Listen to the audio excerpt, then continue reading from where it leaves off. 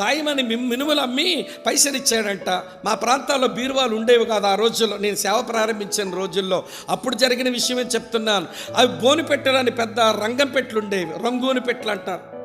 ఆ పెట్టెలో మట్టి కొండలో పెట్టింది డబ్బులు.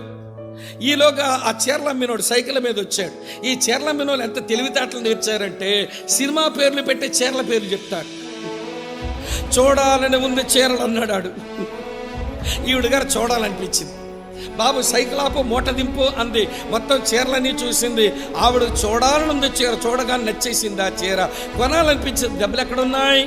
బోనిపెట్టులో పెట్టిందిగా, మినుములం ఇచ్చాడుగా. వెంటనే అందులో కొంచెం డబ్బులు తీసి మధ్యలో కట్టలో నుంచి బట్టల వ్యాపారికి ఏమో డబ్బులు ఇచ్చేసి చీర కొనేసుకుంది. ఈ ఆడాళ్ళకున్న ఒకలాట ఏంటో తెలుసా? కొత్త బట్ట ఎప్పుడైనా కొనుక్కొని ఇంట్లో పెట్టుకుంటే ఎప్పుడు కడదామా ఎప్పుడు కడదామని ఎదురు చూస్తారు అక్కలంతా. ఒక శుభకార్యం రానే వచ్చింది. మొత్తానికి వాడు చీర కట్టేసింది.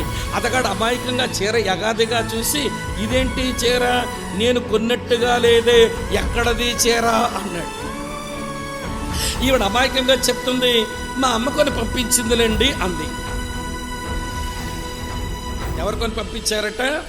వాళ్ళ అమ్మ కొని పంపించిందట. సరే, అక్కడికి కొద్ది రోజులు అవ్వగానే ఈ భర్తకేమో అత్తవారు ఊరిన పై ఊరెళ్ళి ఓ పని మీద వెళ్ళవలసి వచ్చి అతను తిరిగి వస్తానే, వింటున్నారా లేదా, తిరిగి వస్తానే అత్తగారింటికి వెళ్ళి మధ్యాహ్నం ఏదో తిని కొంచెం ఎండపాటున నేనేమి నడుస్తాను, ఏదో కాఫీ తాగి నేను సాయంత్రం ఇంటికి వెళ్ళొచ్చని ఎవడు తిన్నాడు. తర్వాత ఏదో కాఫీ తాగాడు. వెళ్ళే ముందు అడిగాడట, ఏమండి మా ప్రాంతం వాళ్ళ అత్తగారిని అప్ప అని పిలుస్తారు, ఏమని పిలిచిందాడంటే, అప్ప నీ కూతురికి నేను ఒక చీరే కొని పెట్టలేను అనుకున్నావా?